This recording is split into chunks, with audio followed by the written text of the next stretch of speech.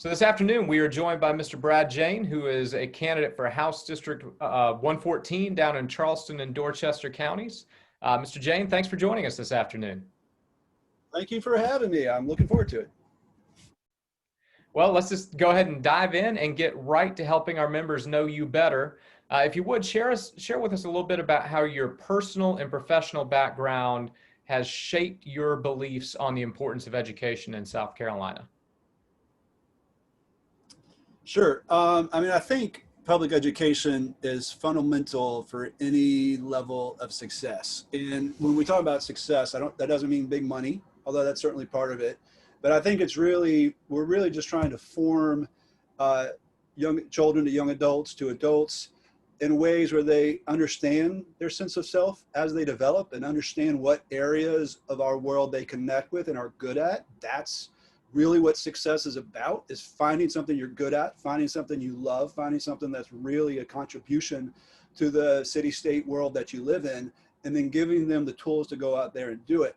My professional and personal experience is heavy with that sort of education. I do a lot of production work. I do a lot of consulting work. That means building up and implementing projects with a lot of teams, and those can vary. But I do a lot of different things on the side. That's one of the benefits I have as someone who's independent and an independent contractor. And one of those things that I've done is built job and career training programs that are based on applied learning and more customized pathways. A lot of those I've done with Trident Tech here in the Low Country area, and giving students, and these are typically going to be high school students to college age to even older folks that are looking for new careers, giving them the opportunity to put themselves in real world situations and training with guidance and support to give them exposure to jobs and industries and access to jobs and industries. And that's really the whole concept of those programs I've built, is putting them in the place to learn how to do it. And that creates confidence on how to pull it off.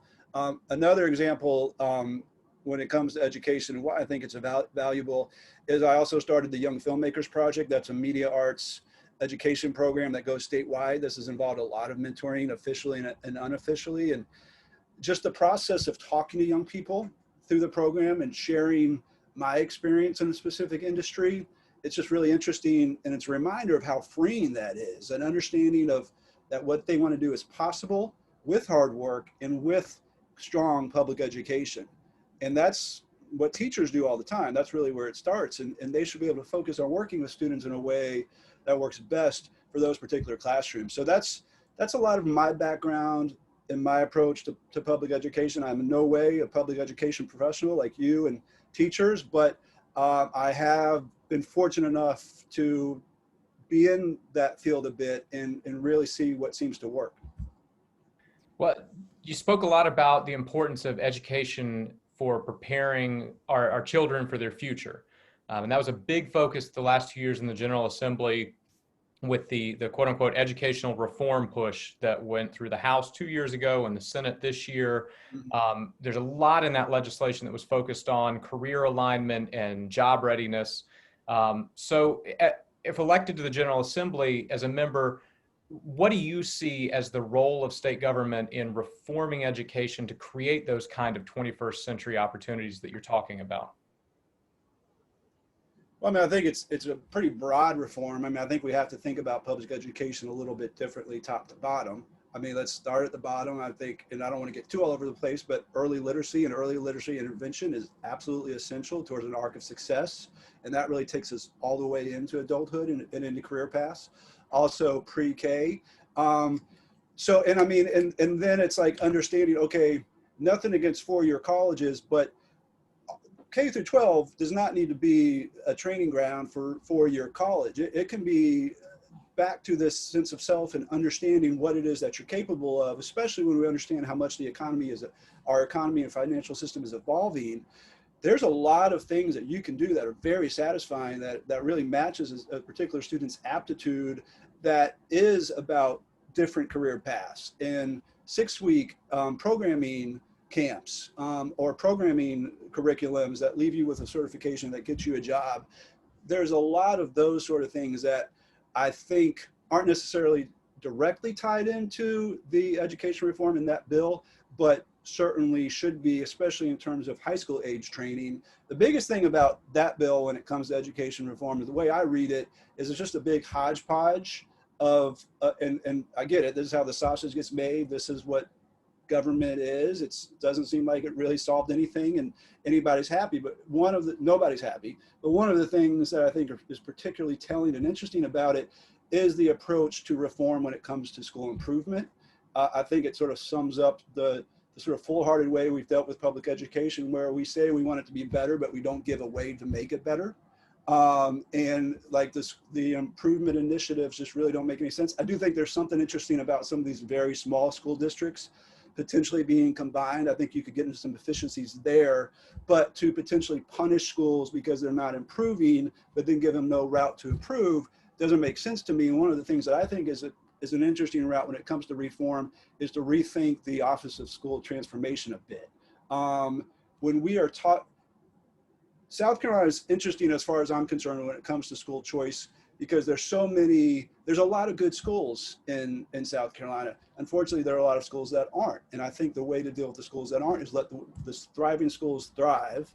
The ones that aren't, put energy and resources toward them smartly. You look into how is a school expected to improve when first and foremost, they have to run their school day to day.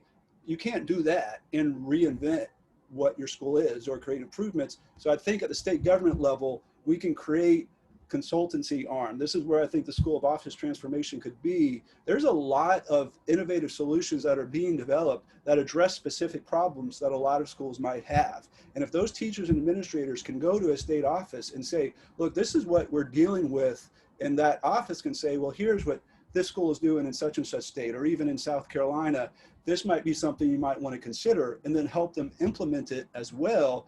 Now you're giving them resources to do what you're asking them to do, which is improve.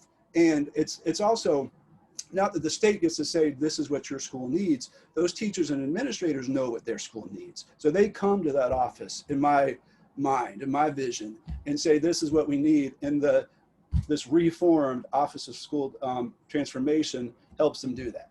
So that's one of the biggest problems. There's a lot of problems I see with that legislation, but understanding that our issue with public education in South Carolina is we have too many schools that aren't serving the students, and that's circumstantial more than anything else. That's not the teachers and administrators really. So what is the solution for it? And the solution is helping them find solutions and implement them. So you talked a lot about school performance, and as we all know, school underperformance is often geographically clustered in South Carolina by zip code, by wealth of a school district. And so we have some really stark inequities across districts, as you pointed out. So beyond the consultancy model and the Office of School Transformation as one avenue, but do you view other steps the General Assembly should consider in order to increase educational equity so kids are getting the top quality education regardless of where they live? Oh, I mean, I think public education reform is a starting point for that, where we weight the formula differently so that counties that don't have coffers that are funding them considerably more than just what the state is giving them, just weight a little bit more for districts or counties that need a little bit more. So changing that 40-year-old formula to make public education funding a little bit more equitable is certainly a place to start.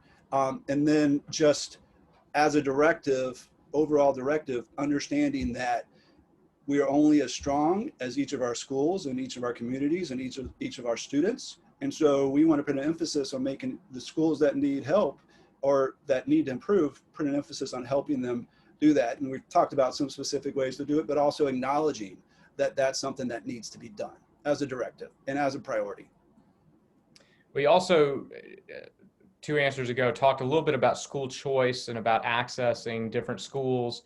Governor McMaster has a vision for what school choice should look like, and he's embodied that in his Safe Grants program, where he's taken $32 million in federal funding and put it toward private school scholarships. And he said that in the next session of the General Assembly, he's going to call on the General Assembly to establish a permanent version of the Safe Grants program through recurring state dollars. So if elected, and if that request comes to you from the governor's office, what's your approach to that topic? Oh, absolutely not. I mean, one, I completely think it's unconstitutional. I don't know where that case is, but I have no doubt that there's it's very clear at the state constitution level, especially, that you don't put public funds into private organizations, and that's what we're talking about doing. I also don't.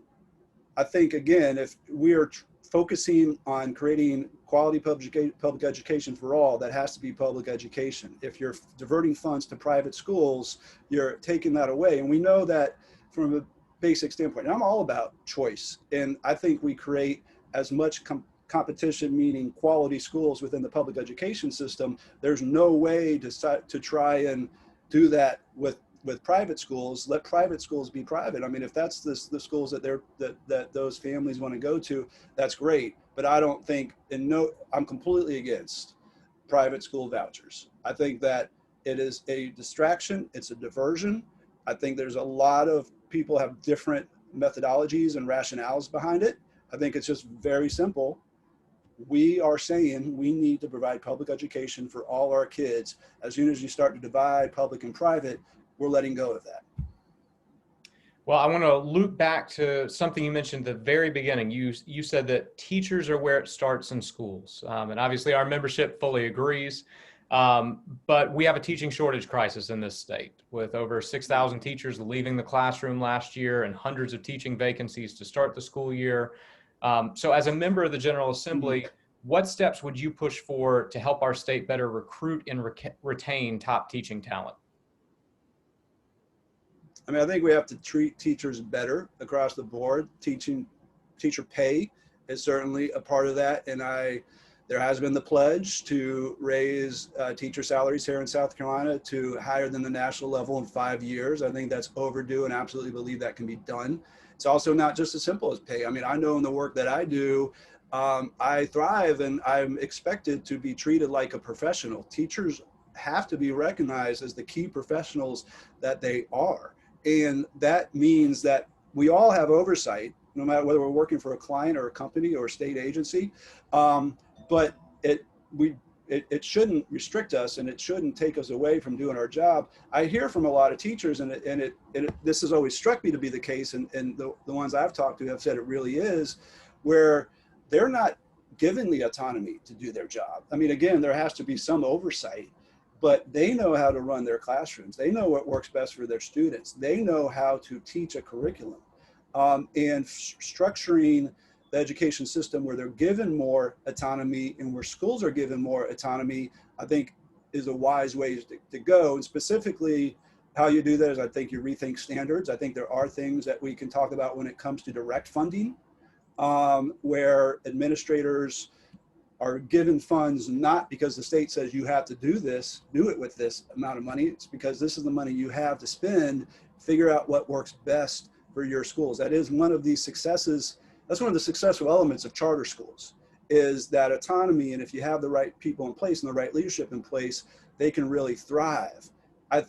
The thing about charter schools I think we should do is, we do understand how and why other schools and kids get left behind. We have to fix that. And a lot of things we're talking about is meant to do that. But there's also value that we can learn from charter school models in terms of giving more freedom and more autonomy and more professional respect to teachers and administrators. And I think we should absolutely be doing that. And then along with teacher pay, I think teachers will want to stay in the profession. Well, we've covered a lot of ground, but I want to make sure that you get a chance to share anything you want with our members. So is there anything we haven't addressed that you want to make sure that you share with them? No, I mean, I think this has been really interesting. I appreciate it. And I just absolutely want to say that I really like to learn from people that are really in the positions that we're talking about as public educators. And any feedback that anybody has on anything that I said or anything that's on our website that could be better, or where I'm off a little bit, I'd love to hear it. This is really about developing best ideas by tossing ideas around. And you can get me at brad@bradforsc.com. That's also our website, brad@bradforsc, or just bradforsc.com, where there's a lot of content on there. Please reach out to me anytime. And just as an overall campaign note, I'm running as an independent. I've always been independent. a lot of what we're talking about really shows the value of that, the value of not being restricted by a party or by ideology, but really being able to step up and do what seems to work best and be best. And that's just the new approach that I'm trying to bring to public service. Well, we appreciate the time, and I'll make sure that your website is linked off of our election resource page so our members can reach out to you. Thank you for sharing with our members and for your willingness to serve the state, and we wish you all the best this fall. I appreciate it so much. Thank you for the time.